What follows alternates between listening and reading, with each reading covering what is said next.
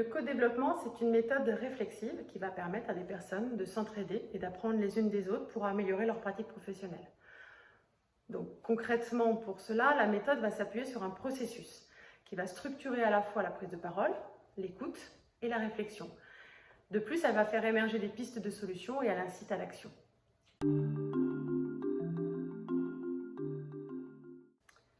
Dans cette période complexe que nous vivons aujourd'hui, où finalement l'incertitude, l'angoisse et le besoin de mobiliser l'ensemble des collaborateurs se côtoient, c'est une méthode qui va permettre de mobiliser l'intelligence collective, donc de partager sur des problématiques communes, de recréer des dynamiques de groupe et de s'orienter vers l'action.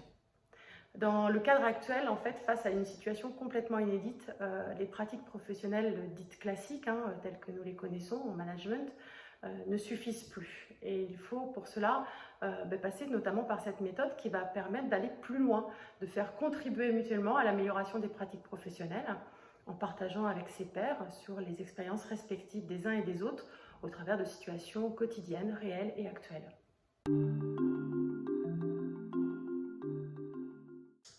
Chez Antéi, nous sommes formés à la méthode. Nous sommes formés par le CECODEV, qui est l'école européenne du co-développement à Paris.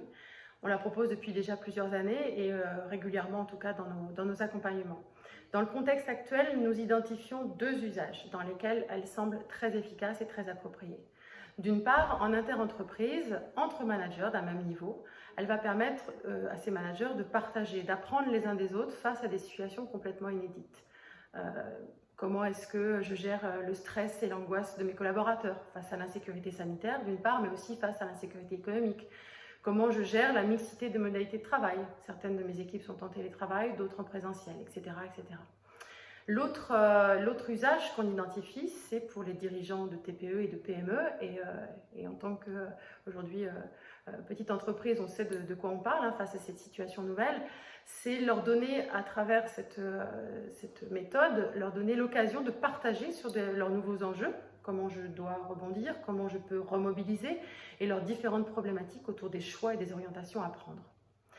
En tout cas, chez Antéi, on est convaincu de l'efficacité de cette méthode et nous savons surtout que le meilleur moyen de l'adopter, c'est de l'essayer. Donc si vous voulez faire un essai, eh bien, contactez-nous.